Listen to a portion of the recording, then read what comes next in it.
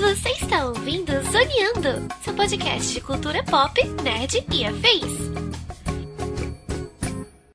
Eu sei que pode parecer sempre um pouco batido render homenagens a um gênio criativo quando perdemos. Foi assim com o Tolkien lá no passado e recentemente até quando perdemos o Stan Lee.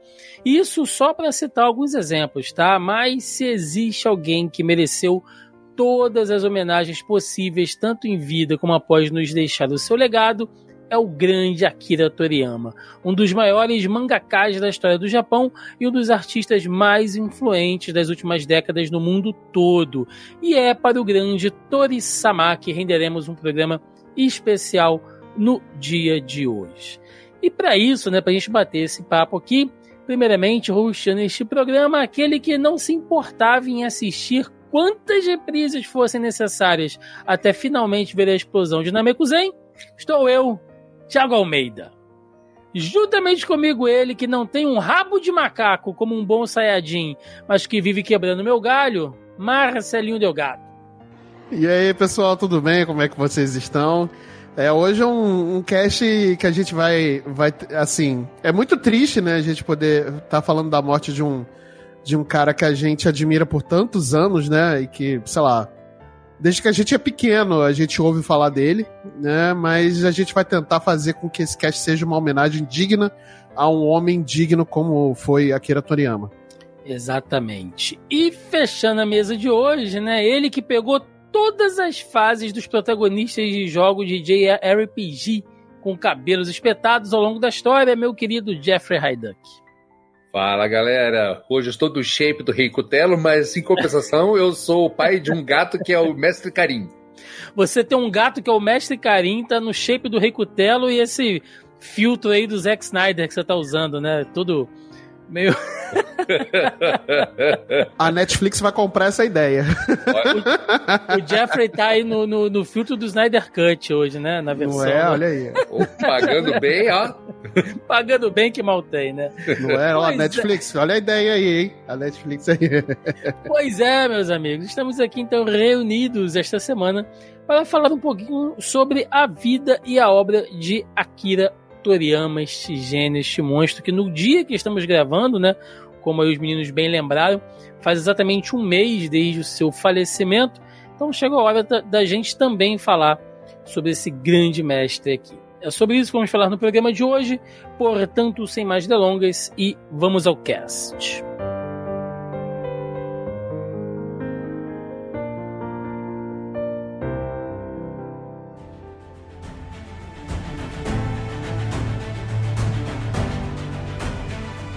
Meninos, vamos lá, né?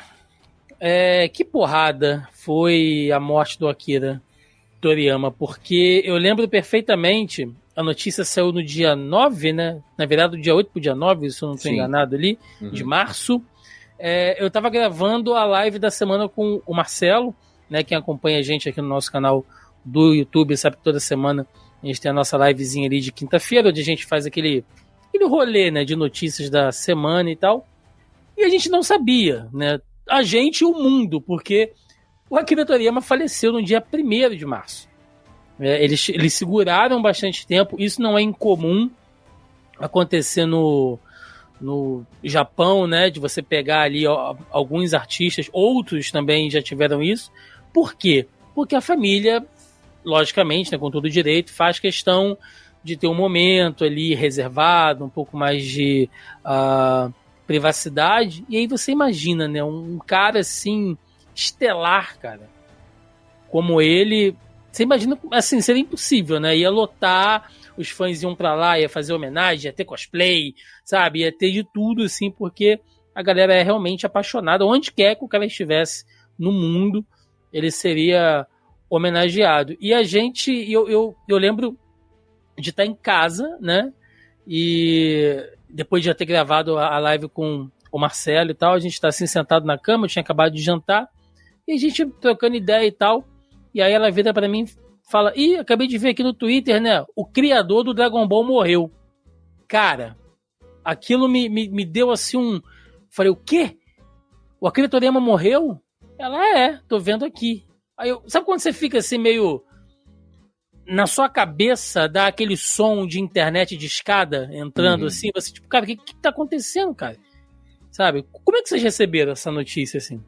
Cara, eu tava também de madrugada totalmente de bobeira, só sapeando ali pelo Twitter mesmo. Aí eu vi uma amiga minha, a Gisele Alandre, compartilhando aquilo.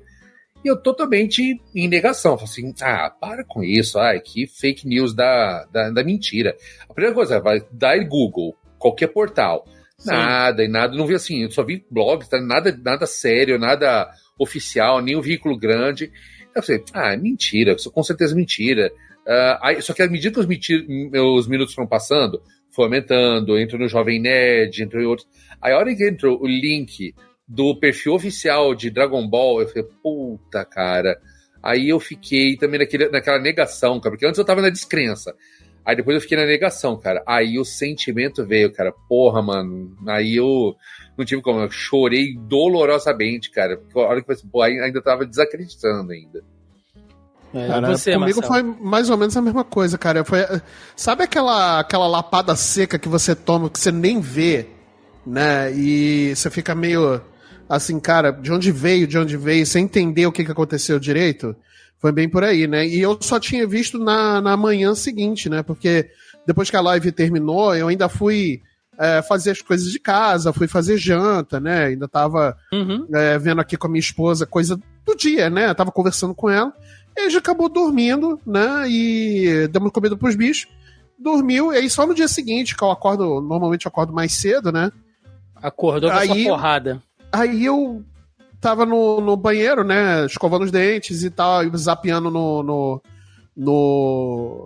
nas notícias, né, que normalmente a minha rotina é, acordo, vou no banheiro, faço o primeiro, né, o pipi da manhã, e aí, né, escovo os dentes, e aí eu fico zapeando nas notícias, né, essa é a minha rotina diária. E aí eu tava zapeando, e aí apareceu no portal, assim, o portal que eu vi foi no Omelete, né, o Omelete tava lá, Akira Toriyama morreu, cara, eu fiquei meio incrédula, né? Tanto que eu larguei a escova de dente, né? Água correndo, né? E tudo mais. E eu, assim, de boca aberta, sem entender o que estava acontecendo, sabe? Foi aquela lapada seca que, tipo, sabe? Eu não consegui entender. Difícil processar. É difícil processar. E aí, só durante o dia que eu fui, sabe, processando, buscando mais informação, vendo essa confirmação, porque eu também comecei a ficar com aquela descrença. Falei, não, gente, peraí. Então, isso aí deve ser o Cid do Não Salva aí, piada do Cid aí, sei lá. Não, se bem que ele não tá fazendo mais isso, né? Coitado, o cara tá nem mais faz essas piadas. Mas eu tava nessa descrença, assim, sabe? E aí, que só durante o dia que eu fui engolindo, né, essa notícia e realmente, cara, eu fiquei muito, muito mal. Curioso é que, assim, quando é alguém que você tá meio que já esperando que vai acontecer, tipo quando aconteceu com o Bolanhos, que já tava bem velhinho, bem doente, ou o Stan Lee que tava com uma idade bem avançada, mesmo quando acontece, dói, mas é aquela coisa, você já esperava. Agora, isso foi uma coisa totalmente inesperada, foi igual você receber a morte de alguém que morreu por acidente, que é uma morte inesperada, sabe? Então pegou a gente muito de surpresa. Sim. Aconteceu comigo mais ou menos quando o Matthew Perry, né, o Chandler do Friends, quando ele faleceu, teve a notícia do falecimento dele, também tava, sei lá, com quase... Tinha mais ou menos a mesma idade do Akira Toriyama, né? Um pouco mais novo, não tá? Não teve essa semana aí agora, aquele rapaz do seriado da Sabrina que morreu. O rapaz, né? Do jovem, né? Gen V, né? Anos, cara, acidente de moto, 27, cara. O cara era bom ator, cara. Era muito bom ator, velho. Mas assim, gente, é lógico, né? Que essas coisas pegam a gente de surpresa, como vocês falaram, mas assim, é porque ele era, né, como a grande maioria dos mangakas, né? Apesar que o Toriyama, ele até, por mais que ele não aparecesse tanto publicamente, até diferente de boa parte de alguns que são bem ermitões mesmo, né? Você não vê a cara deles em lugar nenhum e tal. Ele até dava algumas entrevistas, ia a eventos, né? Eventualmente, mas ele era reservado.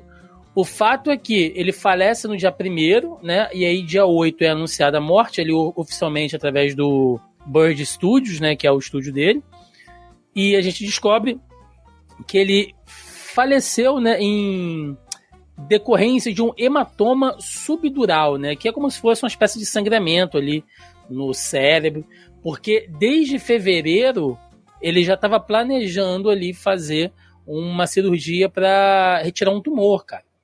Então ele já não estava bem, né? Há algum tempo, mas ninguém sabia disso. Até porque realmente se fosse anunciado e tal, o cara, né, imagina, entrevista, matéria, o cara nem ia querer isso. Então, a imprensa ia ficar em cima, né? Os fãs iam fazer peregrinação. Porque o cara tem muito fã, né, cara? Então é inevitável que esse tipo de coisa aconteça, né? A nossa amiga Paula Genkai, que é neurocirurgiã, ela inclusive fez um vídeo muito explicativo do que se tratou essa causa da morte dele. Ah, legal. E mostrou que isso é um caso que ela já conhece bem, porque como toda neurocirurgiã, ela falou que isso normalmente é decorrência de algum tipo de impacto muito forte, seja de uma queda, uma pancada, assim, queda, acidente, que pode acontecer desde um acidente de trânsito até uma queda em casa, né? Então, entendi. Quando esse tipo de coisa acontece, já é bastante grave para qualquer pessoa. Agora, para alguém que já está com a idade já um pouco avançada, sabe, cada vez mais fica mais grave, né? Entendi. Sim. Nossa, bizarro. E, bom, meninos, a nossa intenção hoje aqui, né, não é assim, fazer um obituário, né, do Akira Toriyama, pelo amor de Deus, não é isso. E existem diversos outros colegas aí que fazem podcast de anime, né, o próprio Caio, né, fez lá no Care também, ele, o Jeffrey, fizeram um trabalho. Tem o Anime Overdrive, tem o Nani, Anime Overdrive, também. mandar um beijo aí, um abraço pro meu querido Pedro Lobato e toda a galera do Anime Overdrive. O pessoal do Overdrive, inclusive, eles tinham, na verdade, já tinham gravado uma... Sim, já tinham feito. Mas assim, eles tiveram que lançar urgente, mas sem saber da morte não tem ainda. como, realmente não tem como. Então, existem outros amigos da podosfera aí, e canais do YouTube, enfim, que são especializados em anime. Tem a galera que é especializada em Dragon Ball mesmo, eu conheço canais. Sim. Tenho conhecidos também, que faz um trabalho excelente. Foi até o assunto de todos os podcasts daquela semana, cara. Nossa, eu escutei todos eles. Cara. Tanto é que eu falei, cara, não adianta nem a gente tentar entrar nessa vibe, porque tem gente muito mais capacitada para falar sobre isso aqui, mas é impossível, como alguém que trabalha, que gosta, que faz a divulgação de cultura pop, como a gente faz aqui, não citar isso. Né? Pois então, a minha intenção não é fazer o que todo mundo já fez, né? Falar sobre a vida dele, a obra, entrar ali nos seus mínimos detalhes. Como eu falei, tem gente muito melhor, né? Que saca muito mais, está muito mais por dentro, que já fez isso. Mas eu queria que a gente fizesse hoje aqui realmente uma grande homenagem, né? Relembrasse aqui, falasse logicamente um pouco da vida dele e das obras dele, né? Não só das conhecidas, tem até algumas coisas interessantes aqui.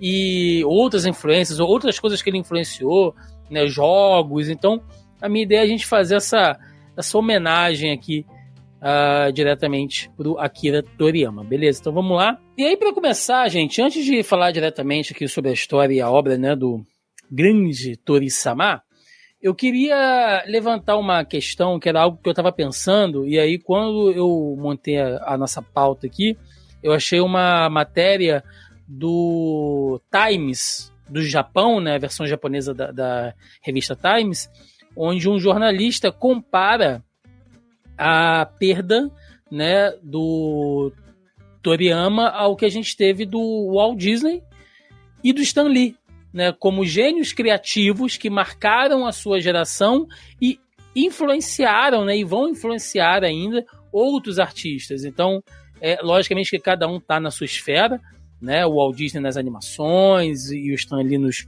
quadrinhos, não que mangá não seja quadrinho, mas vocês entenderam, né, um público diferente, uma estética diferente, e aí ele fez essa afirmação, e eu fiquei pensando, cara, é exatamente isso, sabe, a sensação que eu tive com a perda do Akira é a mesma que eu tive com a do Stan Lee, tipo, cara, a gente perdeu um cara que é referência, sabe, e eu não tô comparando, eu sei que quando ele morreu, saiu a notícia, outras pessoas fizeram essa comparação também, né? Não é nada inédito aqui, e aí, né, como tudo na internet gera uma pequena celeuma, o pessoal comparando, né? Não, mas o Stan Lee fez isso, o Stan Lee fez aquilo, o Akira Toriyama é diferente. Gente, não estou comparando índole e práticas de ninguém, estou dizendo assim, em relação à grandeza da obra, né? eu acho que assim, a gente pode cravar que são dois gênios criativos, né, tanto o Stan Lee como o Akira, que proporcionalmente deixam um legado de igual importância, né, Marcelo? Sim, concordo. Os dois, assim, eu acho que eles foram dentro dos seus próprios trabalhos, né, e tudo mais. Obviamente que a gente está tratando ali de leitura, né, de literatura, de certa forma. Então, cada um dos autores ali, eu acho que ele foi grande dentro do seu meio, né? O Akira Toriyama, ele foi influente, ele ainda é muito influente na forma de contar histórias, na hora de contar. Até mesmo o design dos personagens, ele é muito único também. E acho que muitos mangakás, para poderem se destacar nesse mercado, né, como o mercado de mangá é gigante, né, eles tentam criar designs não parecidos com o do Akira, porque eu acho que é muito ao concurso, né, mas eles tentam acho que eles tentam se diferenciar muito pelo design dos personagens, né, da forma como eles desenham, enfim, né, e o Stan Lee, ele foi gênio, né, ele foi um gênio que criou simplesmente os maiores quadrinhos, assim, de famosos até hoje, né? Tirando Batman e Super-Homem, né? Temos Homem-Aranha, quase todo o universo da Marvel, né? Foi criado pelo Stan Lee, né? Ele basicamente fez tudo que a Marvel é hoje, né? Então, e ele foi muito influente, ele é ainda muito influente para a criação de novos quadrinhos, enfim, né? Até para a própria DC mesmo, né? Depois de novos personagens que a DC criou. Sim. E tal. E ele ainda continua sendo muito influente nisso, né? Nesse mercado, assim como a Akira Toriyama fez. Então acho que não é exagero você comparar o impacto, né, da morte de um personagem com o do outro, né, como que se impactou não só na vida das pessoas também, mas na cultura pop como um todo, né? Porque, cara, Sim. Não tem como negar a grandeza da obra do Akira Toriyama, né? Principalmente Dragon Ball, né? Pois é, e quando a gente faz até essa comparação, Jeffrey, quando o Stan Lee morreu, né, eu lembro que, diversos artistas que a gente acompanha de comics, né, de quadrinhos norte-americanos, quadrinhos em geral, né, mas mais focado no mercado norte-americano, falaram, né, tipo, quem teve a oportunidade, né, de trabalhar com o Stan Lee, falou um pouco, né, quem não teve, citou, tipo, nossa, como esse cara me influenciou, eu li os quadrinhos dele quando era moleque, e por isso hoje eu trabalho aqui, né, então, é um cara que era referência. E o Toriyama é a mesma coisa, né? Quando ele faleceu, a gente estava conversando aqui em off sobre pessoas que renderam homenagens a ele e tal.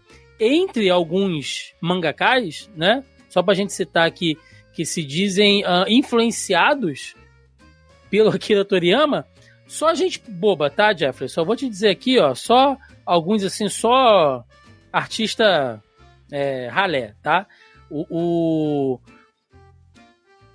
O Eiichiro Oda, de One Piece, o Masashi Kishimoto, de Naruto, tá? O Hiro Mashima, de Fairy Tail, o Chichi Kubo, de Bleach, isso para citar alguns, tá? O que não é mangá, né, mas o criador do Steven Universe, né, que também é super fã de Dragon Ball, fez uma postagem ali super emocionada, então você vê, né? O cara, ele só influenciou coisa boba ali.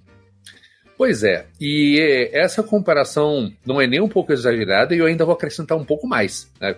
Eu acho que a perda do Akira Toriyama também pode ser comparada à perda do Osamu Tezuka, né? Que é basicamente, assim, quem criou essa calçada onde todos os mangakás, inclusive o Toriyama, seguiram, né? E hoje fazem a indústria do mangá o que ela é hoje, sabe? É que no caso, por exemplo, do Toriyama, né, ele faleceu em 89, né, então hoje já temos uns belos de uns 35 anos sem ele. Então Toriyama não, Tezuka. O Tezuka, né? O Tezuka, exato. Ele já faleceu, já tem uns 35 anos, em 89, então já tem várias gerações que sequer sabem quem é o Tezuka, né? Mas nesse tempo que ele faleceu e ficou esse vácuo, é justamente a época onde Toriyama começou a crescer, já estava crescendo desde 84 com a publicação de Dragon Ball, mas é aí que ele foi justamente pegando esse vácuo, e hoje toda essa geração foi pegado por Dragon Ball, vindo dos games, vindo dos mangás, vindo principalmente das animações, porque foi uma animação que furou demais a bolha, sabe? Então, se é uma coisa bem curiosa, que você para olhar que se hoje o Tezuka é chamado de deus do mangá, ele foi o deus durante seu tempo. Hoje o Toriyama é o novo deus do mangá. É o deus do mangá dessa nova geração. Não tem problema você ter mais de um, porque na verdade ele seguiu justamente esse caminho, e a bolha dele é simplesmente o planeta Terra. Porque algumas das obras do Tezuka às vezes não saíram do Japão, e algumas ficaram familiarizadas durante o mundo inteiro. Mas o do Dragon Ball, cara, do Toriyama, é o do planeta inteiro, cara. Não tem um país no mundo que não conheça uma obra do Toriyama. Exatamente.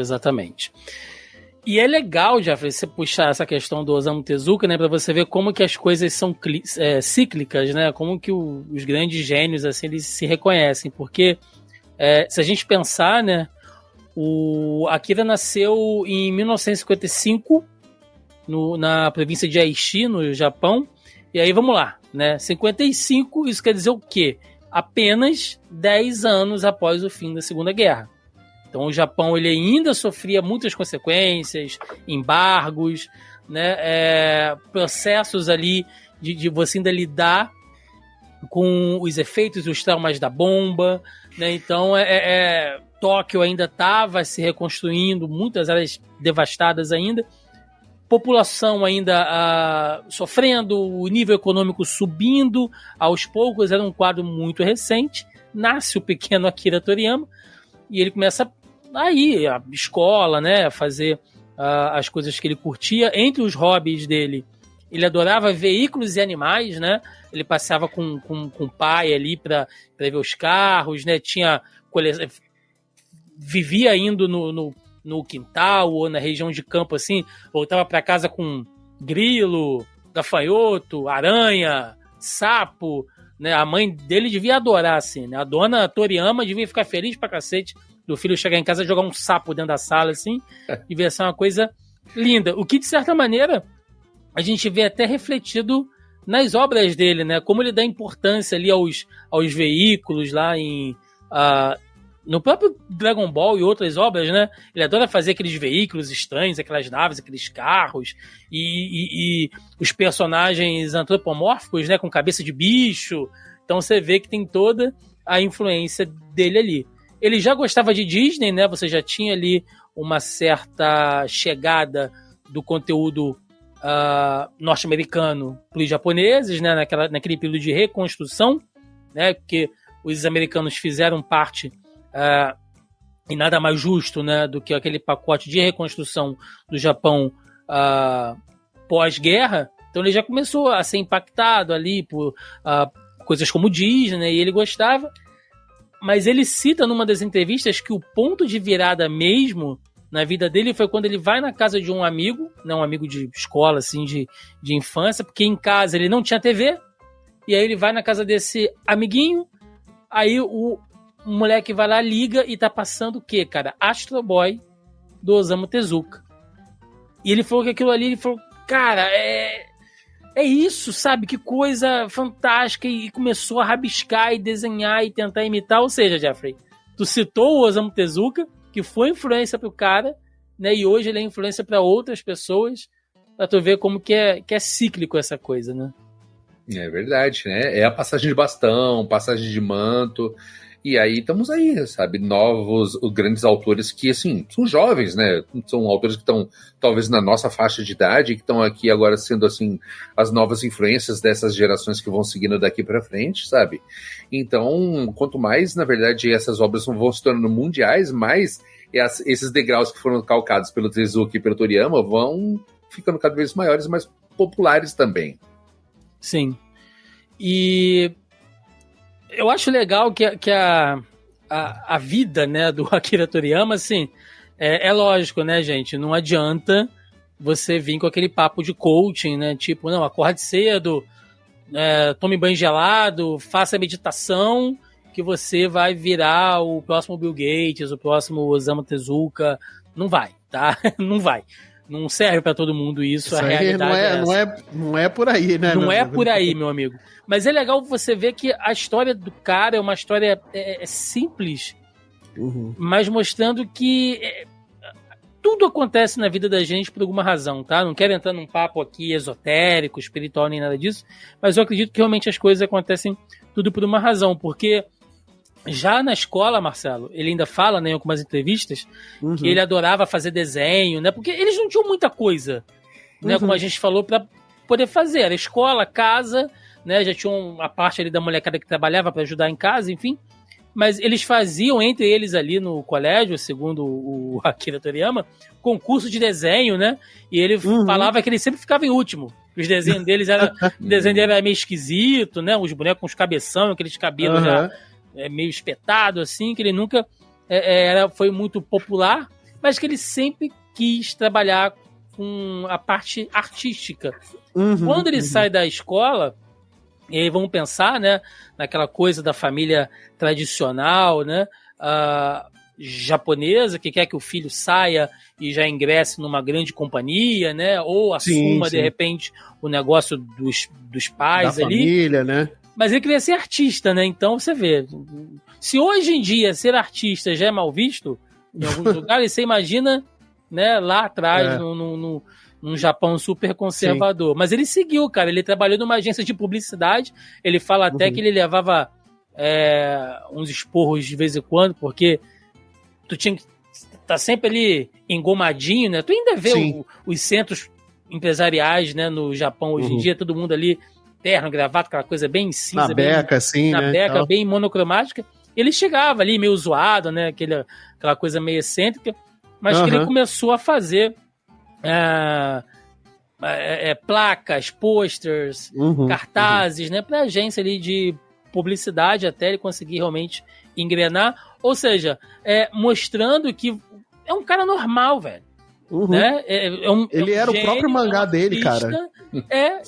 Se você pegar esses pontos que você falou, muitas das histórias dele, obviamente, né, super, né, fantasiados e tudo mais, uma outra capa, né, de superpoderes e tudo mais. Se você pegar esses pontos da história dele, eu acho que ele se baseia muito na sua própria história para criar os seus, principalmente os seus protagonistas, né? Você vê o próprio Dr. Slump assim, né? O próprio Dragon Ball Goku também, né, na fase criança, né, e tudo mais, o Gohan, o avô dele, enfim.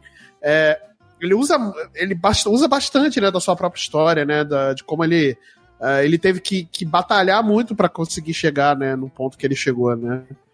E até para lançar o seu primeiro mangá, o primeiro sucesso, de fato, né, e tudo mais. Então é um cara que é aquela coisa, né, cara? Assim, a gente tem que pensar no seguinte, também não quero entrar nessa coisa esotérica nem nada, mas eu acho que a gente precisa um pouquinho de sorte, né? Eu acho que sorte também faz parte, mas a gente também tem que ir atrás, né? Tem que correr atrás também. Eu acho que no caso dele não era só também correr atrás da sorte, mas assim, um grande motivador dele também foi a falta de sorte, porque a falta de sorte só também, isso também dele ser o último nos concursinhos, isso também se refletiu futuramente no que ele começou a lançar as obras dele, onde ele lançou literalmente um fracasso atrás do outro. É verdade. Ele chegou assim ter em torno de umas 500 páginas desenhadas de coisa rejeitada que nunca foi publicada, que hoje em dia deve valer, sei lá, milhões talvez. Nossa, quem tem esse material aí, meu amigo? Então, e foi basicamente, na verdade, foi até o editor dele que quando viu o primeiro concurso dele, que ele perdeu, falou, olha, não desista, porque realmente você tem potencial pra caramba mesmo. E ele foi tentando, perdendo, aí de repente começaram a ver as pequenas micro vitórias, até de repente começar e lançar isso e de repente surgem os pequenos grandes sucessos, realmente. Sim. E o interessante disso tudo é que justamente é aquilo que você falou, de você ler um leitor de mangá, é esquisito. É engraçado que até no Ocidente também era isso. Você é fã de gibi, você era um esquisitão. O nerd. Isso. Hoje em dia, nerd é você. Hoje todo mundo é nerd, né? Antigamente era xingamento. E pensa, desculpa até te cortar, Tiagão, só pra pegar esse gancho das histórias, olha como é que a história do Akira Toriyama se assemelha, de certa forma, do próprio Stan Lee também, né? Que o Homem-Aranha era um personagem super rejeitado dentro da editora, né? Não vamos lançar, isso aqui não vai dar certo. Ele foi lá, teimou, lançou, fez um sucesso absurdo, e aí Stan Lee, né? Apesar que o o Steve Ditko salvou também o Homem-Aranha, né? Porque sim, se o Homem-Aranha sai com aquele design do Jack Kirby, né? E longe de mim falar mal do Jack Kirby, né? Longe da gente, mas aquele design do Homem-Aranha de pistola que ele fez, pelo amor de Jesus Cristo, né? Ainda bem que existiu o Steve Ditko ali para poder mexer. Exatamente. Mas vocês estavam falando sobre questão de sorte, né? Para você ver que dessa coisa entre a sorte e a persistência, né? Porque em 78 ele estava com 23 anos, né? Ele ficou alguns anos ali nesse trabalho de agência que a gente citou. E aí ele decide fazer o seguinte, cara, eu vou sair, eu quero fazer outra coisa, não é o que eu tô feliz e tal. E aí ele viu que estava rolando um concurso amador na Weekly Shonen Magazine, né? Que era aquelas revistas, porque até hoje, né, no Japão, muitos mangás, né, quer dizer, a grande parte dos mangás é publicado de maneira episódica nessas revistas, e aí só depois eles vão receber aqueles compilados ali, os takohons, não é isso? Takohons, isso. Então... Tankobon, perdão. Tankobon. Então, ele resolveu entrar, falou, mano, vou, né, fazer aqui, vou ver o que sai e tal. E aí ele teve esses trabalhos rejeitados que o Jeffrey falou, que no começo isso é uma coisa que tem até hoje, né? A Shonen Jump faz muito isso hoje em dia, que são aqueles concursos, né, de popularidade pro público mandar carta. Hoje em dia não manda mais carta, né? Mas você vai lá, manda e-mail, Twitter, sei lá, pra dizer quais os animes que você tá gostando mais, quais as artes que você tá achando mais bonita e tal. E o Akira Toriyama de novo, cara. Ficava em último, né? Ele, porra, cara, de novo esse negócio aqui, a galera não gosta das coisas que eu faço. Aí ele lançou até uma obra, né, pra fazer parte desse concurso, mas que era um negócio meio plagiado ali de Star Wars.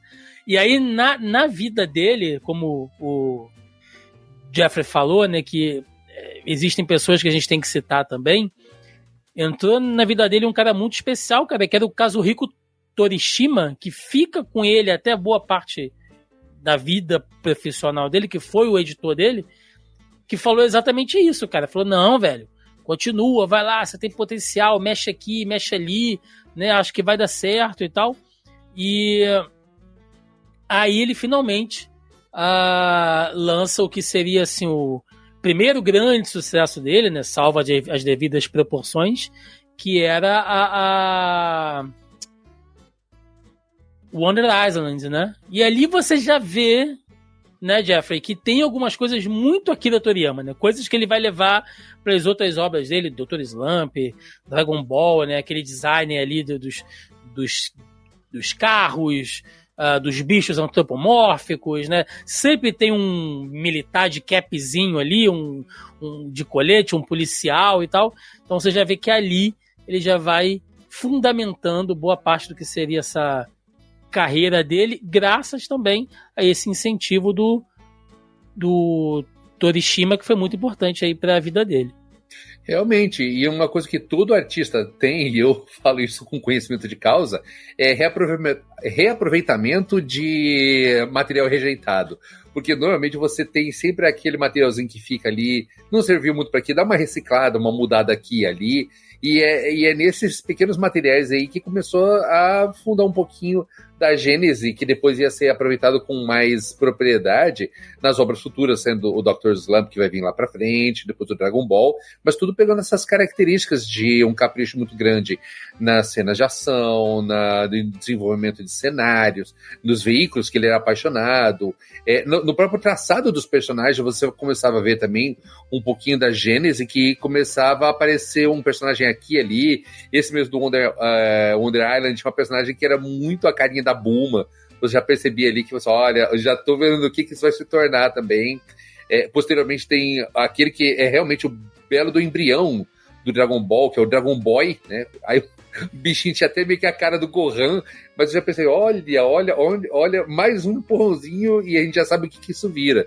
Sim. Então, acho que o material de alta referência era o que não faltava para ele.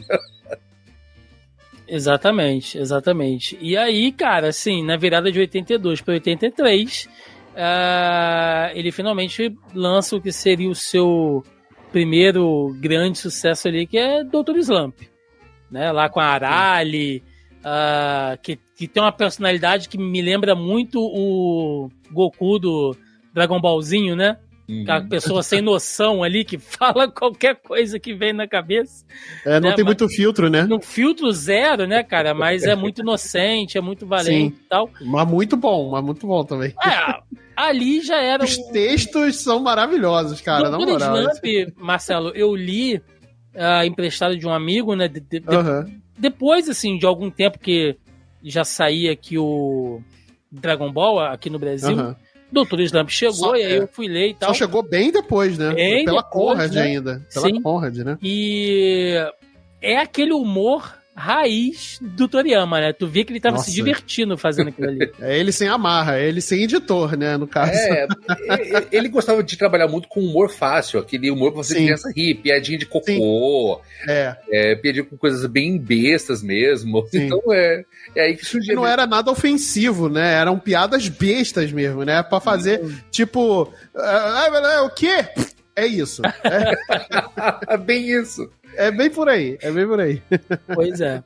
Pô, eu adorava Dr. Slump, cara. Quando eu li a primeira vez, cara, eu óbvio que eu fiquei encantado pela aventura, né? Porque era uma parada muito diferente de Dragon Ball, né? Dragon Ball é aquela coisa magnânima, né? Lutas escabrosas e tudo mais. Tudo bem que o Dragon Ball Z, no caso, né? Porque o Dragon Ball mesmo, o começo do Dragon Ball era muito mais enxuto também nesse tipo de coisa, né? Tanto que... Um pezinho na comédia também, né? Tinha muitos personagens, o Pual não, o Long, enfim, né? Tinha aquela galera ali que era o núcleo da comédia, né? E o próprio Yantia também, né? Enfim.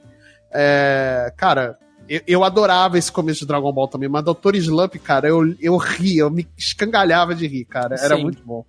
E Dragon Ball, né? Depois ele continuou seguindo ali, fazendo sucesso com Dr. Slump, ainda lançando ali, depois ele lança o Wonder Island 2, né, que tinham outras histórias, né, era meio que uma coletânea de várias histórias ali, alguma coisa com ficção científica, policial, mas sempre com essa pegada cômica. E aí em 84 ele lança Dragon Ball, cara, que é assim, não vou falar nada aqui de novidade, tá, gente? Não vou falar assim nada que, meu Deus, né, vai dizer que ninguém sabia disso, que é baseado, né, cara, na lenda chinesa lá do Son Goku, né, pra quem conhece, lá do Deus Macaco, tem jogos de videogame sobre isso. Tem a Jornada pro Oeste. A Jornada pro Oeste, exatamente, que tem um filme, inclusive, com o Jack Chan e o Jet Li, né, que eles trabalham isso, ali é uma coisa meio mítica. Muito bom esse filme, inclusive, hein? Muito bom. É muito folclórico, né, do Oriente como um todo, mas nasce lá na China, e ele queria fazer uma coisa baseada nisso, mas ele também queria, quer dizer, não é que ele queria, né, mas, de novo, o Torishima chegou pra ele e falou, cara, tu não gosta de coisa de luta, de Kung Fu, né, porque, segundo os papos entre eles, né, o Toriyama sempre falava que adorava filme de luta, né, de Kung Fu, adorava, ele sempre citava que os filmes prediletos dele eram o Enter the Dragon, do Bruce Lee, e o Drunk Master, do Jack Chan, né, e aí ele, né, aí o Torishima fala com ele, tu não gosta, cara, desses filmes assim e tal, coloca um pouco de luta, né, coloca um pouco de arte marcial aí e tal, e aí ele foi transformando aquilo que seria só uma analogia da Jornada do Oeste, porém com comédia, né, que era o Dragon Ball, e ele foi colocando, aí surge aquele torneio, e ali, meu amigo, o Dragon Ball explode no Japão, né, posteriormente para o mundo inteiro, mas de novo com esse empurrãozinho lá do editor dele, ele vai e joga aquilo ali. E é nítida essas referências, Marcelo, porque tu vê os personagens ali que lembram os personagens do Jack Chan. Sim, o próprio Tal Pai Pai, né? Com o bigotão, parecendo qualquer vilão de filme chinês dos anos 70. Você percebe as referências ali. Sim, ele usa muito... óbvio que tem, assim, é muito... é muito óbvio eu falar que ele usa bastante da cultura da cultura chinesa na criação de Dragon Ball, né? O que é muito difícil para um japonês fazer isso, né? É muito difícil, né? Ele normalmente é muito protecionista em relação à sua própria cultura, ao seu próprio país, né? E tudo mais. Usa muito. É muito difícil, né? Por conta de, historicamente, dessa coisa de guerra política entre Japão e China, enfim, que a gente não vai entrar nesses detalhes, que não é o caso. Mas é muito difícil. E olha como é que ele explorou e extrapolou a lenda do Son Goku, né, pra uma parada muito, muito maior, né, o Piccolo, Daimao, enfim. Cara, é muito maneiro como ele conseguiu concatenar a lenda do Son Goku pra fazer o Dragon Ball e, sabe, transformou no que é o Dragon Ball hoje que a gente conhece, sabe? Os vários, a expansão do universo, né? Com planetas, personagens, cada vez um personagem melhor do que o outro, cara, em relação a design e tudo mais. Cara, é muito, muito, muito bacana, cara. Como é que ele conseguiu, sabe, fazer Dragon Ball ser o que ele é hoje, misturar ação pra caramba, com comédia, com textos incríveis também, sabe? Diálogos muito bem feitos. Quando ele quer ser sério, ele consegue ser sério. Quando ele quer fazer comédia, o Toriyama sabe fazer comédia.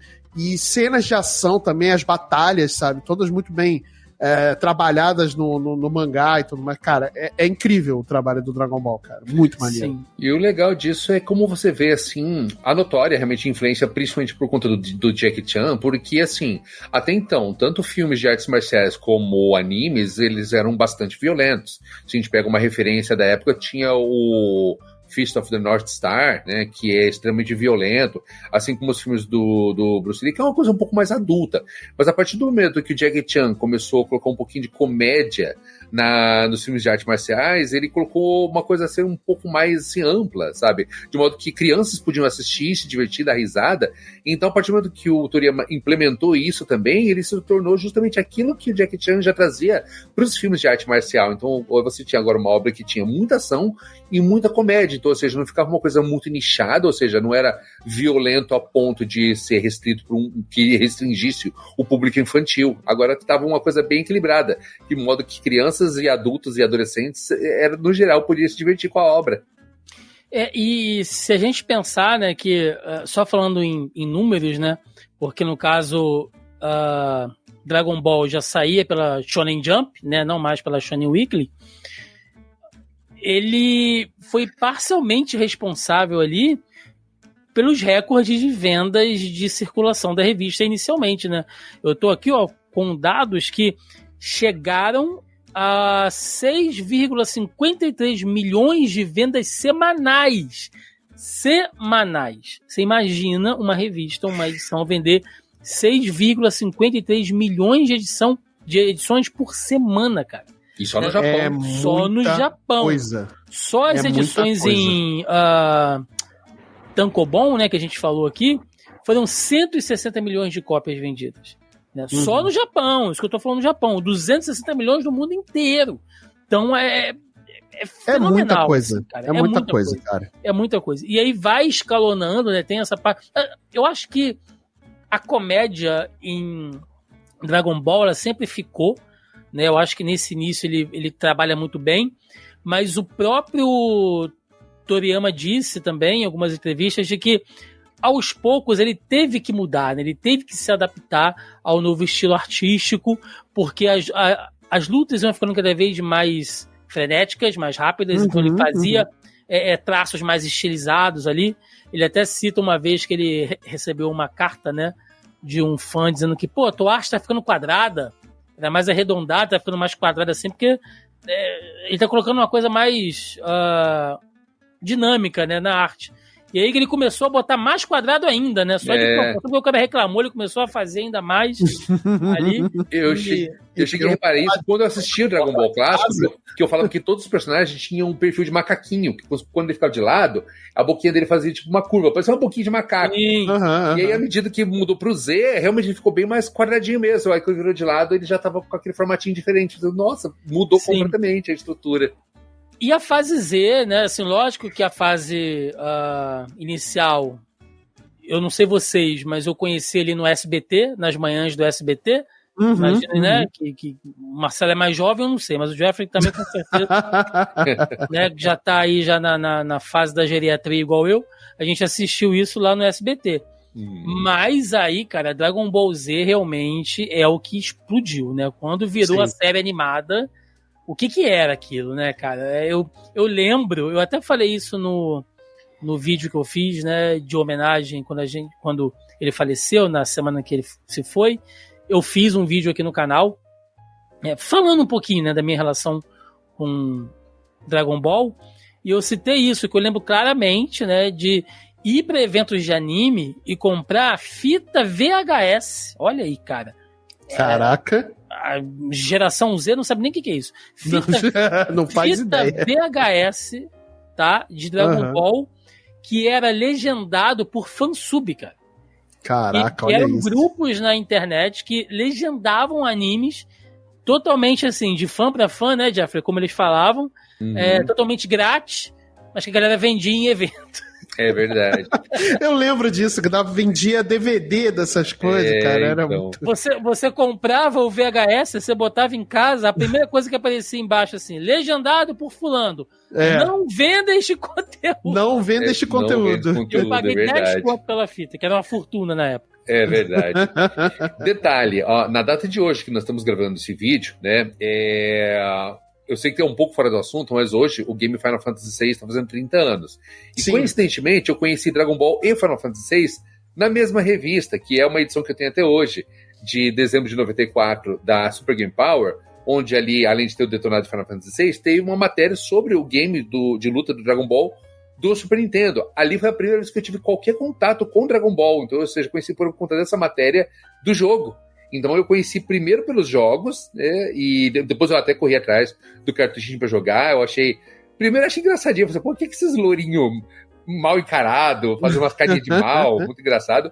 E depois, alguns anos mais tarde, a minha cunhada, que ela trazia umas fitas do Japão, e tinham episódios avulsos de vários animes. Entre eles tinha 2 que eu nunca esqueci, que é da batalha do Gohan contra o Cell, aquela que ele vira o Super Saiyajin 2, que já, meu Deus, já peguei o negócio no auge, e da batalha do Goku contra o Majin Buu, quando ele tá só ele e o Mr. Satan e o Majin Buu também. Então, a hora que eu vi assim, nossa, então esse que é o tal do Dragon Ball, caraca, que legal. E não demorou muito pra depois começar a passar no SBT. Aí eu falei, nossa, cara, foi a alegria, que durou pouco, porque ele só durava até a parte da subida na torre do Mestre Karin. Sim, verdade. Só veio ver o final dessa história muitos anos mais tarde, depois quando passou na Globo, né? Sim, mas eu brinquei aqui na abertura da questão das reprises. Dona Bandeirantes, quando exibia Dragon Ball, chegava lá em Namekusei e o planeta nunca explodia, porque voltava de novo antes da chegada da tropa Gnil ainda. Voltava lá pro começo. Voltava lá no começo. Falei, mano, bota o bagulho pra explodir aí. Era igual o Cavaleiro do Zodíaco, né? Chegava até a Casa de Leão, aí voltava a porra toda de novo. Eu falei, mano, pelo amor de Deus, bota o negócio pra correr. Mas era aí, a gente era de moleque. Propósito pra render, né? Pra render ali. Era água no feijão direto ali até ficar transparente. Mas tudo bem, né? A gente eram outros tempos, a gente assistia, tinha tempo pra isso, e era muito bom. A gente poderia ficar falando aqui uma noite inteira sobre Dragon Ball, né? Ele participou efetivamente ali até o final da saga Z, né? A fase GT ele supervisionou, mas aí já não era com ele, foi uma coisa à parte que saiu. Ele volta depois na fase Super, né? Logicamente que tem os filmes. Gente, Dragon Ball renderiam programas aqui. Pois é. Né? Não Dragon dá Ball pra tem gente conteúdo pra dar com... Até então, assim, semana que vem, mano. Pois não tem como a gente resumir tudo, mas ele depois disso ele teve envolvido em bastante coisa. Ele que também era um cara muito assim, talvez o Kurumada seja mais, tá? Mas o Akira Toriyama, ele foi muito assim, Maurício de Souza, sabe? Ele desenhou bastante coisa e depois de um tempo ele ficou só assinando ali uma edição especial, né, uma arte e tal. Logicamente que ele trabalhou bastante, mas eu não tô tirando o mérito dele, pelo amor de Deus, mas chega uma hora que não dá, velho. Não dá pra você assumir tudo. Então chega uma hora que ele, tanto é que ele funda, né, a Bird Studios, justamente para isso, para gerenciar uma equipe, né, porque Dragon Ball vira uma marca.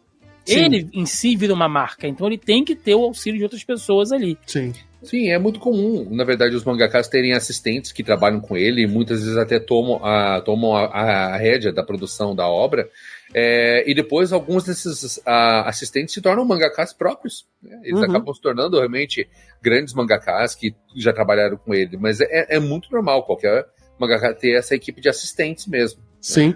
Acho que o próprio criador do Naruto, ele era inicialmente um assistente de um mangaka, não tão famoso assim, depois ele criou o Naruto, né? E aí estourou, né?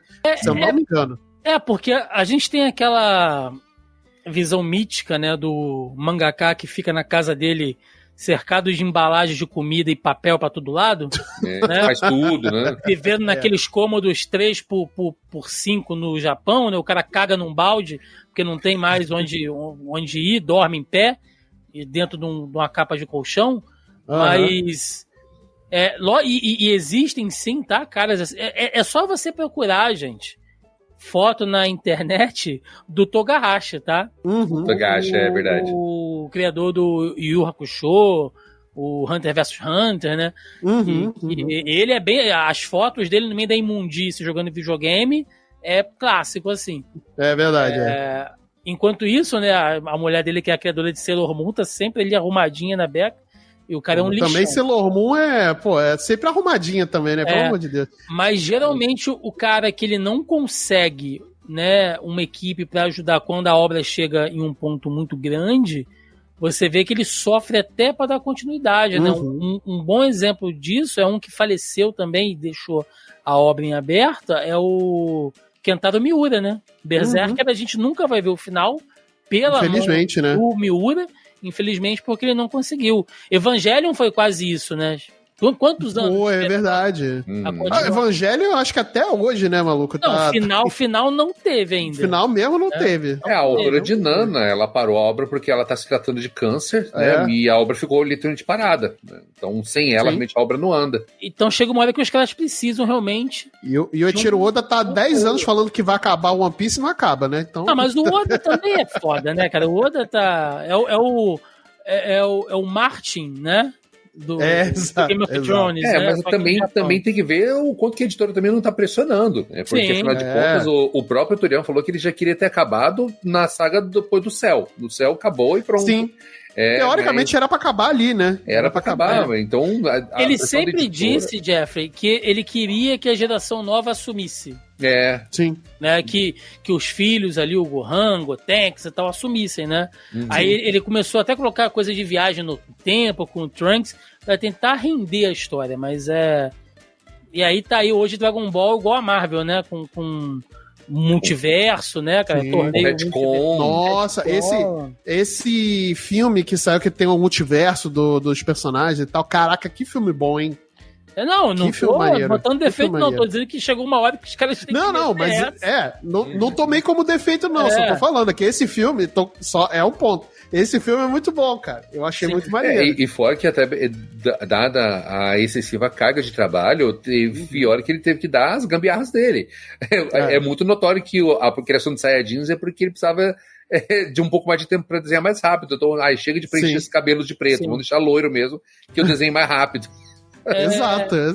Já que vocês falaram sobre games, né? O Jeffrey puxou a parte de games aí, a gente tem que falar sobre isso, não pode deixar de falar. Nossa, por favor. O Toriyama, né? 1986, de novo, o Torishima, né? O editor chegou nele e falou assim: o Tori-sama, chega aqui, cola aqui. Tô com uma proposta aí, um projeto. Você não quer fazer design de bonequinho, de joguinho, não?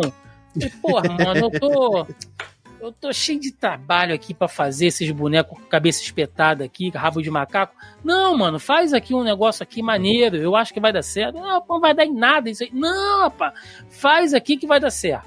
E aí nada mais, nada menos do que ele começou... Confia no pai aqui.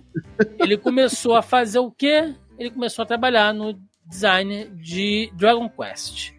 que Dragon Quest, que cara. até hoje, né, até recentemente, você ainda tem Dragon Quest saindo. Sim. Isso a gente tá falando aqui lá da geração 8-bits, né? Hoje você ainda tem Dragon Quest saindo. São 11 jogos da mainline, fora os spin-offs, né?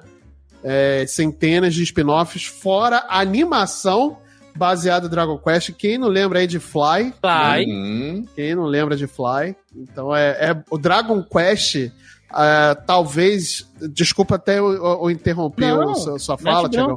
É porque eu gosto muito de Dragon Quest. Muito, muito. É um dos RPGs assim, que eu mais joguei na vida. Porque quando eu vi pela primeira vez, eu fiquei louco. Dragon Quest, talvez eu acho que pro mundo dos videogames tenha sido tanto quanto o Dragon Ball foi pro mangá, né? Pro mundo dos RPGs, do nicho de RPG, né? Porque... e junto com Final Fantasy, tá? Não tô tirando o mérito de Final Fantasy, porque Final Fantasy tem uma importância. Ele começou, o Final Fantasy, ele pegou a rabeta do Pegou a rabeta do Dragon Quest, exatamente. Exato. Você vê que até os primeiros Final Fantasies, eles puxavam muito do sistema do Dragon Quest, né? Obviamente o Toriyama não estava envolvido exatamente com o desenvolvimento do jogo, né? A gameplay em si, mas a criação de personagem, a história, né, a lore ali de Dragon Quest, toda ela teve ali a grande participação do Toriyama, né? Mas muita coisa de JRPG que a gente conhece hoje veio de Dragon Quest, inclusive a forma de você contar histórias, né? Tá aí Chrono Trigger que não me deixa mentir. A gente vai falar já, mas o... Calma que a gente Calma. Até a capa, Jeffrey, do Dragon Quest, né, o original, tu vê ali aquele dragão, né, com o guerreiro de costas, assim. Porra, já é um negócio diferenciado pra cacete, cara. Isso é verdade. Cara. As capas de jogos antigos enganavam a gente demais, vamos lá. Isso é verdade. Você olhava a capa do Mega Man, né, e pelo amor de Deus, gente, eu não tô criticando o Mega Man não, tá? Amo. Mas olha a capa do Mega Man, o cara com a pistola ali, e olha o Mega Man de verdade. Não tem exatamente nada a ver, nada com nada. Mas... Só um off-topic, vocês lembram da capa do Mega Man americano? Sim. Vocês lembram? Que era o Mega Man amarelo, era azul e amarelo, ele tinha uma pistola mesmo, a Roll tava seminua na capa, né? E o capacete torto. Cara, o capacete torto, mano, coisa bizarra. Tem muitas capas de americanos, né? Como sempre, estragando o mundo. Pois é. Sim, mas Jeffrey, como um grande amante aí de JRPG, né, que eu sei que com certeza passou aí na mão aí alguns Dragon Quests aí. Olha, na verdade, eu tentei jogar. Porque, na verdade, os Dragon Quests não vieram muito pro ocidente, sabe? Mesmo o Final Fantasy também demorou demais pra vir aqui. Só veio, a princípio, o 1, o 4 e o 6, depois que vieram o resto. Tanto que meu pouco contato com Dragon Quest era quando eu tentava pegar uma fitinha ali pra jogar. Só que tava total em japonês, e por mais que eu E o pior de tudo, ele ainda estava todo em hiragana, o que é um japonês mais difícil para mim ler, porque ele é puro total japonês, zero termos estrangeiros, então era dificílimo de jogar. Então, ou seja, eu também comprava no camelódromo, obviamente, pela capinha, tem personagem aqui com a cara do Toriyama, tá tudo muito feitinho, mas na hora de pegar pra jogar, nossa, cara, não dava pra progredir muito, porque não tinha guia na revista, mas não tinha internet na época, então, ou seja, não dava nem pra jogar no instinto, sabe? Então eu só vim ter algum contato um pouquinho melhor mais lá pra frente, mas assim, nunca me aprofundei, mas também não sou alheio à importância de Dragon Quest, que afinal de contas, ele começou a calçada que depois Final Fantasy veio a trilhar, ele veio realmente se desenvolvendo no sucesso de Dragon Quest, que estava assim, avassalador no Japão, tanto que ele é o principal concorrente. Tem até uma história de que foi proibido de lançar games de Dragon Quest em dia útil, porque o pessoal matava o trabalho para ir lá comprar. Ei, japonês! O nível lançamento é esse. Lançamento de Dragon Quest ainda é uma parada muito bizarra no Japão. Assim, é um negócio, é um evento. Muito bom. E aí, em 1995, né, de novo, o seu Torishima chegou lá e falou assim, Akira, cola aqui com o pai. Tu gostou de fazer esse negócio de joguinho? A Square tá chamando a gente pra fazer um negócio aqui. Tu vai colar com os outros caras aí, tá? Só gente pequena, só café miúdo. Pra fazer nada mais, nada menos que Chrono Trigger, cara. Não. E aí, meu amigo, você tá de sacanagem, porque esse jogo tá facilmente no meu top 10 jogos do Super Nintendo. Facilmente. Tá? E se não tiver no de vocês também, tá errado. Porque é maravilhoso. Artisticamente falando. Sabe, é o universo. Você olha aqueles personagens, você olha aqueles veículos, sabe? Você olha ali a personagem da Luca. Porra, é impossível você não lembrar de Dr. Slump. Você olha ali o Magus, é impossível você não pensar nos vilões de Dragon Quest. Os próprios monstros que vão aparecendo, né? Aqueles dinossauros, aquelas coisas que o Goku enfrentava também, dava porrada. Cara, é fantástico, cara. É fantástico. Você robô, junta cara, ali... com todo aquele design ali que parece que vem feito da Corporação Cápsula. Sim. Porra, Chrono Trigger é fantástico, né? E um time criativo ali, não é porque essa obra de arte que é. Como você falou, né? Só gente pequena. Akira Toriyama, né? Sim. Hironobu Sakaguchi, né? Só a mente por trás de Final Fantasy. Sim. Nobuo Uematsu fazendo Nobuo Uematsu, a música.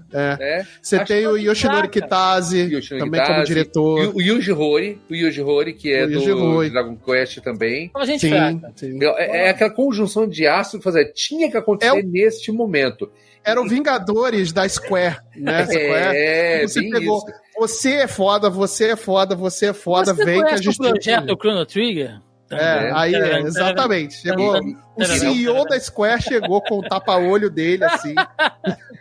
Não, e detalhe, cara, por mais que eu seja o partidário de Final Fantasy, mas mesmo entre meus favoritos, eu vejo um defeitinho aqui e ali, mas aceito os jogos do jeito que são. Chrono Trigger, cara, na moral, é um dos poucos jogos que eu falo, não consigo ver um defeito de jogo. Não tem.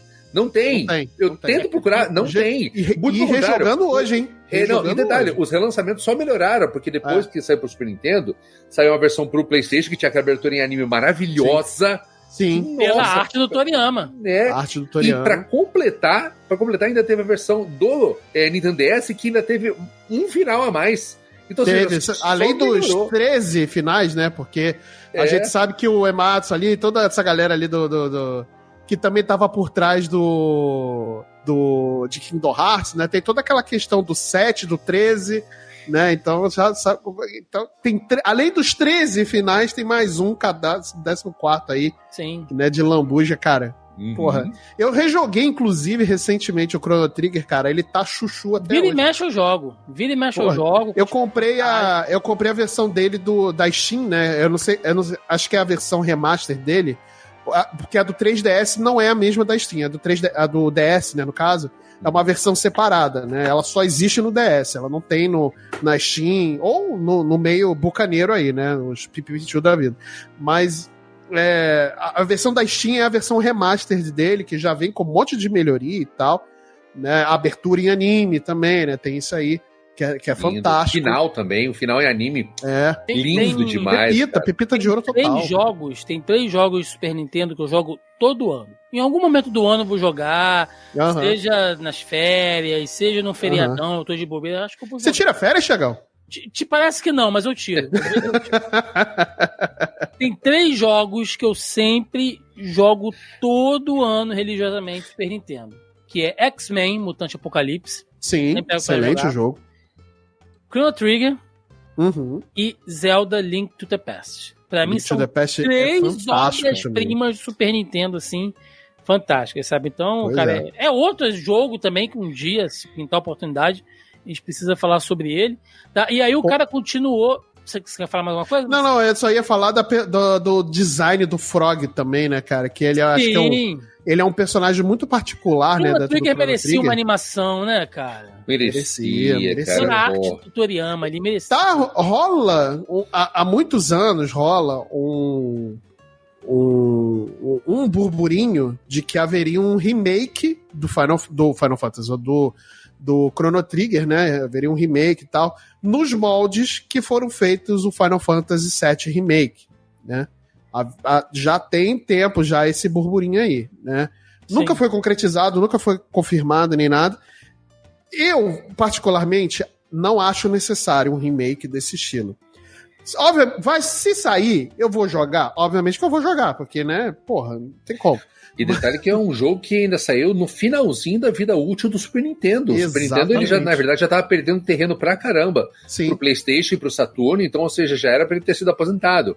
Até no 64 mesmo, né, você tinha uma limitação muito... Apesar de ter mais bits do que é o PlayStation 1, né, no caso, mas você limita muito a tecnologia, você limita os jogos, enfim, o armazenamento e tal. Sim. Depende muito da tecnologia do cartucho, é muito caro fazer cartucho, né, então... Verdade.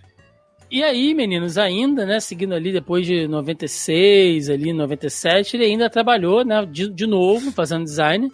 Ele fez Tobal pra PlayStation. Joguei muito Tobal, joguinho de luta, divertido, cara. É meio quebrado a dinâmica, mas é lógico, né, a gente tá falando daquele período ali, lá do PlayStation, onde eles estavam implementando a questão da tecnologia de jogos em 3D, né, então teve muita coisa bizarra nessa geração aí. Mas foi bacana também, então... Eu joguei muito pouco Tobal. Sabe que o Tobal, ele teve uma razão por ter sido bem vendido, e não foi por conta do design do Akira Toriyama. Olha aí. É porque o jogo original vinha com um CD demo do Final Fantasy VII. Olha aí. Olha aí. Então, ou seja, ele estourou de venda principalmente por conta disso, porque estava sendo já nas vésperas do lançamento de Final Fantasy VII. Então foi uma jogadinha de marketing. Isso eu não sabia. Isso eu não sabia. Muito bem. Então, galera, jogo, né? A gente pode citar aqui que é muita coisa pra gente comentar. E os próprios jogos de Dragon Ball, né? Aí, meu amigo. Tinha aquele do Super Nintendo que já era fantástico, né? Que os bonecos se afastavam. Aí tinha aquele mapinha em cima, assim, pra você se guiar ali. Nossa, era um no céu, outro no chão também. Era muito... A tela, e a maneira que a tela fazia, assim, aquelas dobras, cara, era incrível você ver o Super Nintendo fazer esse tipo de design, né? Porque é uma adaptação, de certa forma, você tá adaptando ali o que a gente via no anime, o que a gente via no mangá, né? Porque os personagens vinham de distâncias enormes, assim, então tinha que, né, ter essa adaptação ali. E eles fizeram de forma perfeita, cara. Foi muito bom mesmo. Esse jogo de luta do Dragon Ball é fantástico. Pois é, e teve a série Budokai do PlayStation, né? Eu joguei bastante Budokai, também. E hoje a gente tá aí com o Fighter Z, né? Cara, que é bom jogo. Fighter Z é um negócio espetacular. Primeiro porque ele foi feito pela Arc Systems, que já tem uma experiência com Guilty Gear, né? Com Guilty Gear, né? Que assim, Guilty Gear já era um jogo lindo quando era 2D. Quando virou 3D, ele virou um 3D que foi assim, não, pera aí, isso aí é o 2D. Não, era um 3D que parecia 2D. Sim, fantástico, e eles aplicaram isso no Dragon Ball, o Fighter Z. Cara, é um negócio lindo demais. Qualquer um que você pausa o jogo, dá pra você printar e fazer um pôster de tão lindo que é. Sim. Não, é fantástico. Pô, eu adoro esses jogos e, assim, não sou um grande consumidor de jogos de lutas, mas alguns eu jogo bastante, né? Joguei muito Dragon Ball Tenkaichi também. Isso aí é concurso pra caramba. Aquele Dragon Ball Z Kakarot também eu joguei, eu achei fantástico também a adaptação de como ele fez e tal. O Xenoverse também eu achei bem bacana. O Xenoverse era legalzinho porque você podia criar o seu personagem com base nas diversas raças de Dragon Ball. Então era como se fosse um MMO, né? Sim, eu achava bacaníssimo também. Eu adorei esse jogo. O Dragon Ball Kakarot começou a depois viralizar o comercial dele pós a morte do Toriyama, que, pegou na infância de todo mundo, né? As crianças lá brincando de Dragon Ball, fazendo o cabelinho espetado com shampoo. Então, fazendo a Genkidama. Quem nunca, né? Quem nunca? Que ele fez isso, né? Até Caraca, nós levantou a mãozinha assim, né? Cara, muito bom. Até hoje, maluco, se alguém falar, faz a Genkidama, a gente vai lá, ó. Faz, tranquilamente. Então, assim, games também, cara, dá pra fazer um programa à parte só pra falar dos jogos ali. E em outros projetos aí, né, se a gente for citar, o Toriyama, você vê como é que o cara é, né? Ele trabalhou, né, ele projetou um carro elétrico em 2005 para Seeking Motors, né? que era o designer do Akira Toriyama, tá? Tu olhava ali, parecia uma espécie de trator com um carro de brinquedo, né? Andava a 30 km por hora só, estava disponível em 5 cores, se eu não estou enganado. Ele demorou 1 ano, né, para poder fazer o design do carro. Ele disse que ele trabalhou ali como, logicamente, né, de forma profissional, mas era um hobby também, né? Porque, como eu falei, na infância ele gostava muito de carros, de veículos e tal, mas que quando ele viu que ele tinha habilidades maravilhosas de engenharia, ele falou, não, é melhor deixar isso pra lá, fica aí como, né, edição de colecionador, e deve valer uma fortuna esses carros hoje, cara. Ah, deve mesmo, caramba. Quem tiver curiosidade aí, procura aí pelo K-Volt, né, da Seeking Motors, vocês vão ver que parece um carro retirado de Dr. Slump mesmo, assim, cara. Pior que é, né? Pior que é, cara. É isso. Tá muito bacana. E em 2009, vocês acharam que eu não ia falar, mas eu vou falar. Em 2009, tivemos o famigerado live action da Fox, né, de Dragon Ball, onde Akira Toriyama é acreditado ali como produtor, né, executivo. E em 2013 ele falou, gente, na época eu cheguei pros caras em Hollywood e falei, olha, tá uma merda, não lancem. Ele não falou assim, mas na minha cabeça eu tô vendo o diálogo do Toriyama. Alô, olha só, tá um lixo isso aqui, tá? Não tem nada a ver com o que eu fiz. Mas aí, Hollywood, né, com a megalomaníaca deles, eles lançaram. Assim, vamos lá, vamos ser sinceros também, vamos ser honestos. Hoje, a gente está vivendo um boom de adaptações em live action de animes e mangás. Tá? A gente passou pelos live actions de quadrinho. Ai, Thiago, você quer dizer que mas filme de quadrinho de super-heróis sempre existiu? Sim, eu sei que sempre existiu, não é isso que eu tô falando. Eu tô dizendo de boom de mercado. Tá? Eu não tô pegando títulos lançados eventualmente. Nós tivemos filmes do Batman, Superman, uma outra. E de 4 filmes do Superman, só 2, um e meio prestava, né? Mas o que eu tô dizendo, assim, filmes você viver um boom de mercado, né? Uma grande demanda, são as 2 últimas décadas. A Warner e o Marvel Studios. Né, que hoje tá oscilando, a curva tá caindo um pouco, mas quem sabe tem muita lenha ainda para queimar no futuro, a gente não sabe. Mas outra bolha que está se criando agora é a de adaptação em live action de animes. Uns bons, outros ruins, mas o mercado está consumindo. Né? Nós tivemos aí recentemente o One Piece, tivemos o Yu Yu Hakusho, né? Tivemos os filmes de Samurai X, né? Que são bem bacanas. Então, tem uma outra coisa bizarra também. Tem aquele Death Note da Netflix que é medonho. Existe? Eu não sei. Nunca vi. Tem o Bleach, que é bem bacana. Os Bleach. Legalzinho. Então, assim, tem o filme... Não mencione o Attack on Titan, tá? Porque também é horrível. Tem o filme de Cavaleiros do Zodíaco, né? Que é deprimente. Que filme? Cara, não sei do que você tá falando. Não sei. Mas estamos vivendo esse boom agora, né? Mas lá em 2009 você não tinha nada disso. Você tinha a Fox... Né, um bando de americano engravatado que falou assim, olha, esse desenho japonês aqui, esse menino aqui que parece um macaco, faz muito sucesso, vamos fazer um filme em cima dele aí, vai. A gente fez uma pesquisa aqui de marketing e tá dizendo que os jovens americanos hoje consomem esse negócio aí, faz um filme desse troço aí. Né? Mas faz americano, não faz com nada de japonês, não. Eu só quero a ideia de japonês. Não, esse negócio de japonês tá com nada, eu irmão. Não quero a estética japonesa. Americano. Eu não quero a linguagem japonesa. Eu não quero o estilo japonês. Não, eu quero americano. Eu quero a marca japonesa, mas eu quero o americano feito para americano. Resultado, uma merda. Né? Mas... por que será? Tá lá. Até o Justin Chatwin, que é quem fez o papel do Goku, prestou as homenagens a ele ao Toriyama e ainda falou, desculpa a gente foi mal. Um filme tão ruim. Foi mal e estava doidão. Né? Mas ele não tem culpa, coitado. Não, ele foi pago lá. Eu falei assim, cara, a culpa não é tua. Pois é. Não, a culpa não é dele, de fato. Mas eu vou falar aqui, pode ser meio polêmico o que eu vou falar, mas o design do Piccolo desse filme é até que passável, tá? Pra época. Tem que olhar com os olhos da época. O design do Piccolo eu achei bacana, tá? Não estou falando da atuação, estou falando do design do personagem. tá? Meio polêmico, meio polêmico. Posso estar falando merda? Posso. Muito provavelmente. Né?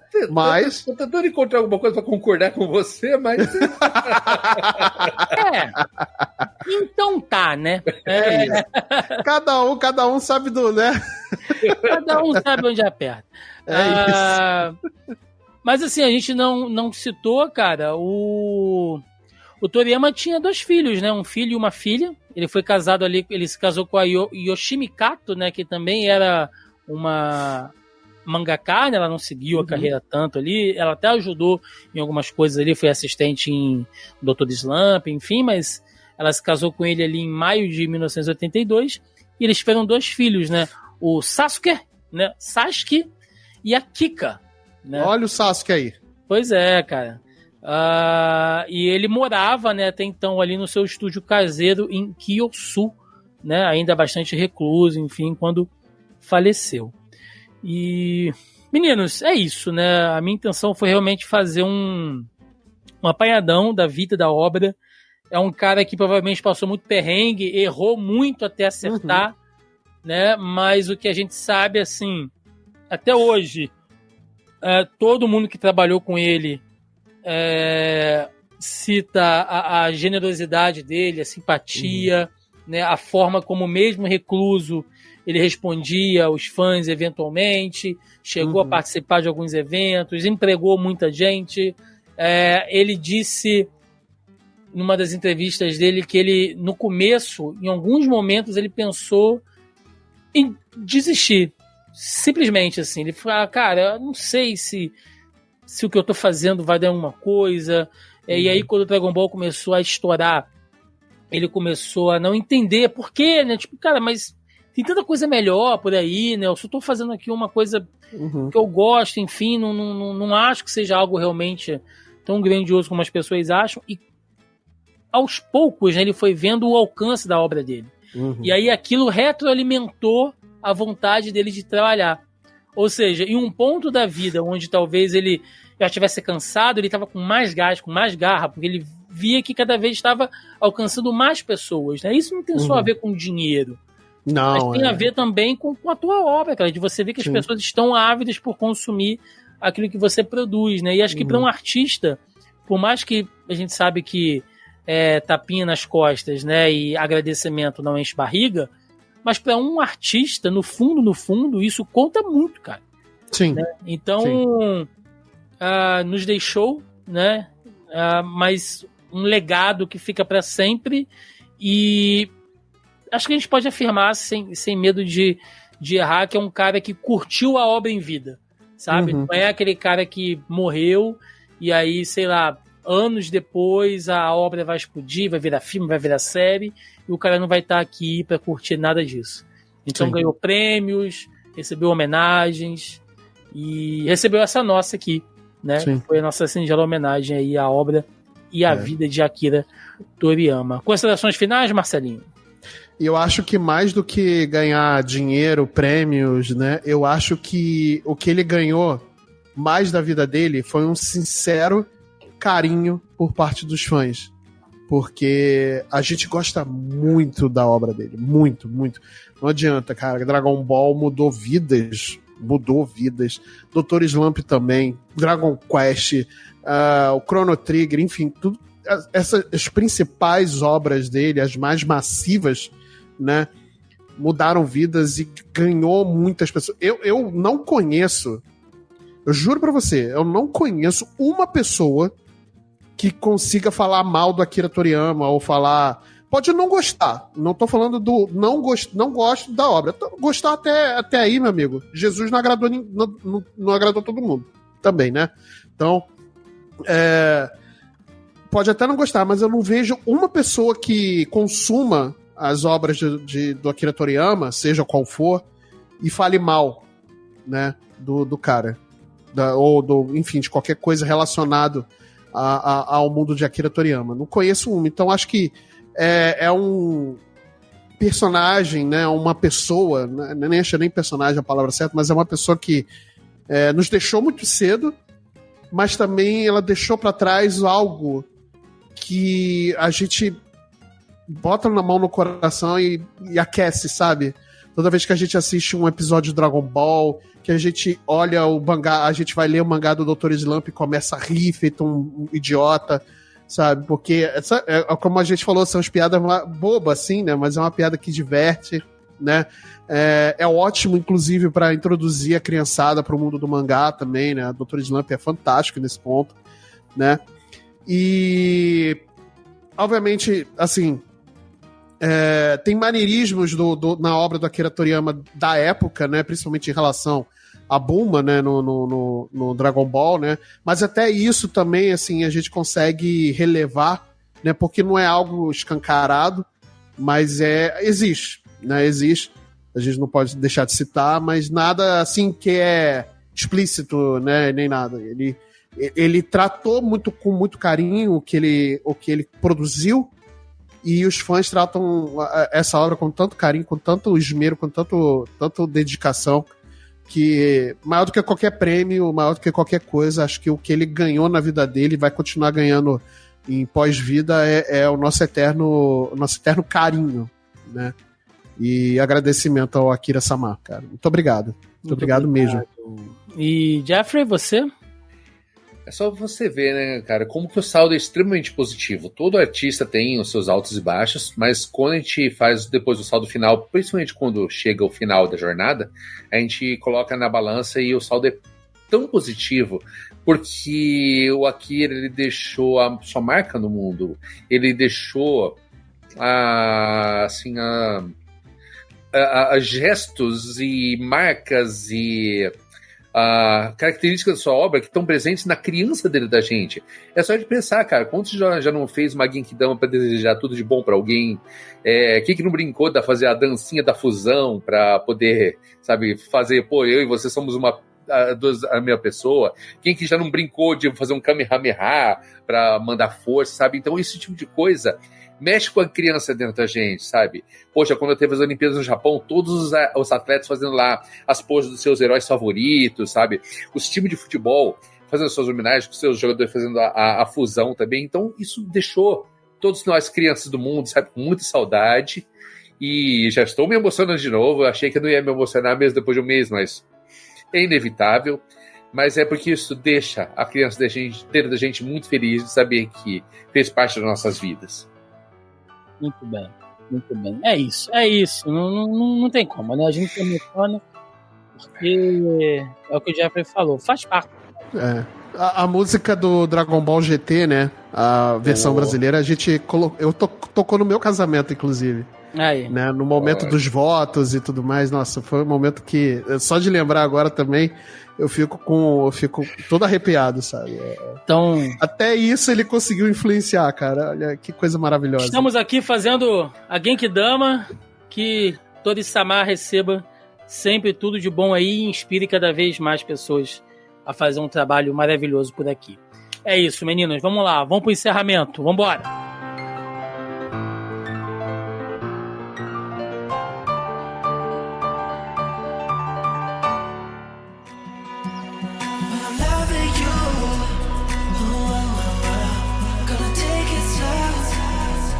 E chegamos ao final de mais um Zoneando Podcast aqui, emocionados, porque falamos de Akira e Toriyama, né, cara?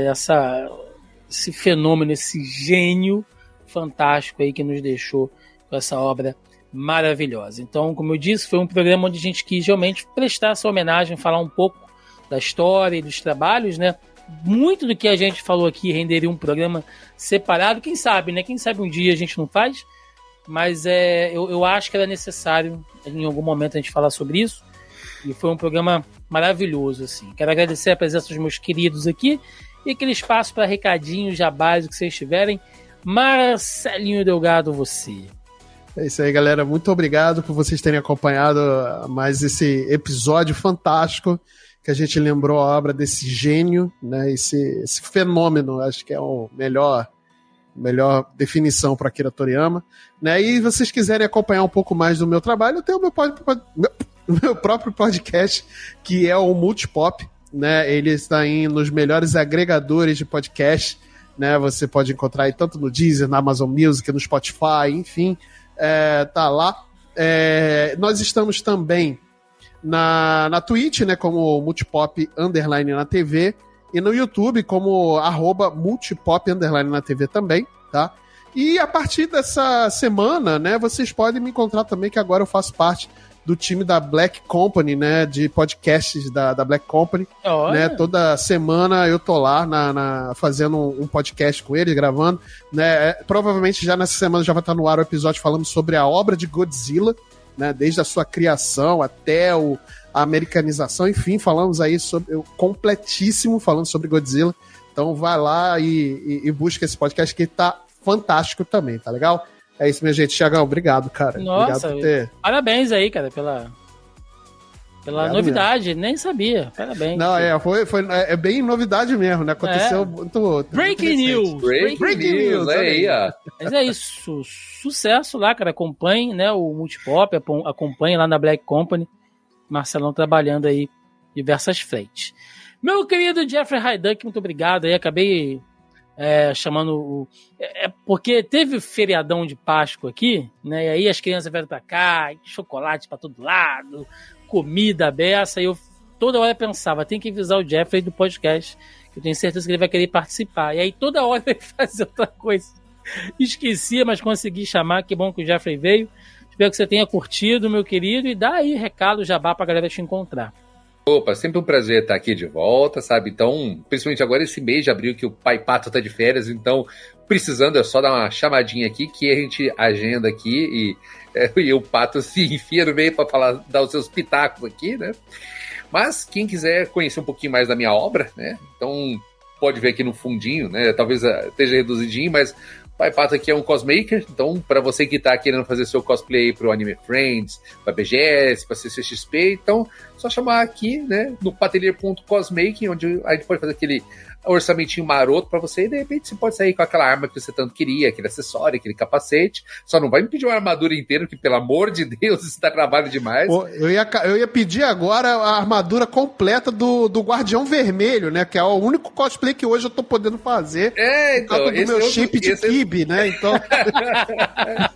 Pois é. Mas é isso. Enquanto eu ainda não tô na produção de áudio e vídeo, né? Mas você também pode me encontrar também nos podcasts da família Super Soda, né? O Care e o Dinotronic. Então, 2 vezes por semana nós estamos lá, dando o ar da sua graça lá e falando sobre os assuntos do mundo dos animes e dos games. Maravilha, maravilha. Um abraço sempre pro nosso querido Caio Hansen. Recadinhos de sempre, tá, galera? Você pode encontrar o Zoneando Podcast nos principais agregadores e aplicativos de podcast, tá? A gente tá aí no Deezer, no Spotify, no Amazon Music, Google Podcast, Apple Podcast, enfim, só procurar a gente por aí, tá? Em diversos canais. Estamos também no nosso canal do YouTube, na versão em vídeo do nosso programa, né? Lá no youtube.com.br/ZonaE, vocês nos encontram lá. Tem a playlist de programa, onde toda semana a gente traz ali um tema diferente, além, né, de outros conteúdos ali, reaction de trailer, análise de filme, série, nossas lives da semana, eu, Marcelo, Tibi, convidados ali com um rolê de notícias. Então, vai lá que tem conteúdo sempre. Além disso, estamos aí nas principais redes sociais, né? Facebook, Instagram e Twitter. É só procurar lá pelo Zona E que vocês nos encontram, tá bom? Tem o nosso grupelho no Zoneando Podcast, do Zoneando Podcast no Facebook também, né? É só você ir lá no Facebook procurar por Zoneando Podcast, que vocês acham o grupo, vai lá, a gente troca ideia, né, faz tópico, responde coisa, divulga notícia. Então é uma maneira também de vocês entrarem em contato com a gente. E um aviso, né, que a partir provavelmente dessa semana, quando esse podcast for ao ar, o nosso site já deve estar fora do ar, né? Nós vamos suspender o site, tá? O projeto não acaba, pelo amor de Deus, a gente vai continuar, o podcast continua, o canal continua, mas a gente vai fechar o site para balanço, né? A gente é uma coisa que a gente já queria fazer aqui há algum tempo. Quem frequenta o site ainda lá, o zonae.com.br, já percebeu que muita coisa está desatualizada. Aquele estilo de conteúdo ali que a gente fazia já não condiz mais com o que a gente faz hoje. Então a gente chegou melhor, pensamos, né, que seria o melhor alternativo. Então, fechar para reformular, e aí daqui a um tempo, né, não vou dizer para vocês quando, porque nem eu sei, a gente vai voltar com um site mais dinâmico, mais responsivo, né, que esteja mais atualizado, né, com o conteúdo que a gente faz hoje. Tá bom? Então, caso você vá lá no site, ainda tem gente, cara, que vai no site acessar o podcast, né? Peguei lá, ai meu Deus, tá fora do ar. Não, calma, procure a gente aí, cara. Tem no Spotify, outras redes que a gente falou, né? Tem no YouTube também, se você quiser ver. Então, fica tranquilo, fica sossegado. O projeto continua a todo vapor, é só um site mesmo que a gente vai mexer. Tá bom, galera? É isso. Deixa nos comentários aí a sua opinião. Qual obra do Akira Toriyama mais te marcou, né? A gente sabe que Dragon Ball é ó concurso, mas, né, citem aí. A gente não citou de outras coisas, né? Tem o Sandland, que vai continuar agora também. Então vai lançar jogo agora no final de abril, né? Vai lançar jogo, é muita coisa para falar. Todos os filmes animados de Dragon Ball, os eventos, né, que faz cosplay. Então, cara, deixa nos comentários aí o que a obra de Akira Toriyama marcou na sua vida. Eu acho que essa é a pergunta bacana pra galera responder, tá bom? É isso, ficamos por aqui, até semana que vem. Um abraço, até mais, valeu!